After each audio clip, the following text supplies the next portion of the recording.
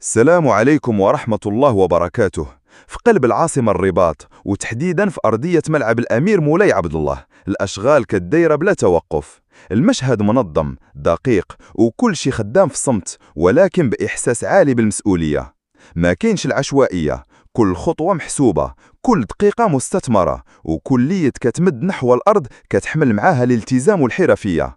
هاد المرحلة من التهيئة يمكن ما كيشوفهاش الجمهور، ولكن هي الأساس، هي النبض الخفي اللي كيخلي من هاد الأرضية ميدان صالح للمباريات. كل شي كيبدا من التحت، من القاعدة. الأرض كتفحص بعناية، كتسوى وكتجهز وفق معايير دقيقة، من الصرف الصحي، التهوية، الصلابة، حتى الرطوبة.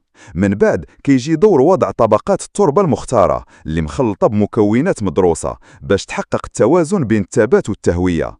العشرات من الشاحنات كتنقل المواد، ومهندسين متخصصين كيراقبوا كل تفصيلة من زاوية الميلان حتى مستوى امتصاص الماء.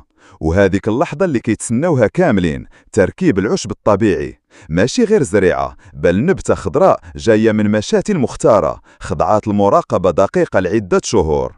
العشب كيتفرض بدقة كبيرة، بحال اللي كيفرش ورقة ديال كتاب جديد. القطع كيتشدوا، كيتقصوا وكيتلاحموا باش يبان كأنه نبت في بلاصتو. من بعد كتدخل عملية السقي، ماشي عشوائية بل مدروسة، الضغط، الكمية، التوقيت، كل شي محسوب. كاينه شبكة ري ذكية تحت الأرض، مزودة بحساسات كتقيس رطوبة التربة، حرارة السطح، وحتى اتجاه الرياح. انسجام بين يد الإنسان والتكنولوجيا، ما بين الخبرة اليدوية والدقة الرقمية. الهدف كل نقطة ديال الماء توصل للمكان اللي خصها توصل ليه. الجميع خدام بصمت، فرق البستانة، التقنيين، المهندسين، العمال، كل واحد عارف الدور ديالو. لأن اللحظات اللي ما كيشوفهاش الجمهور هي اللي كتحدد يوم المباراة. من الفوق الجمهور كيشوف غير العشب، ولكن هنا في الزمن الصامت كتبنى البنية التحتية للفرجة، كتوجد الأرض اللي غادي تحضن أقدام اللاعبين وأحلام الوطن. ملعب الأمير مولاي عبد الله ما كيتهياش غير الماتش، كيتهيأ للتاريخ.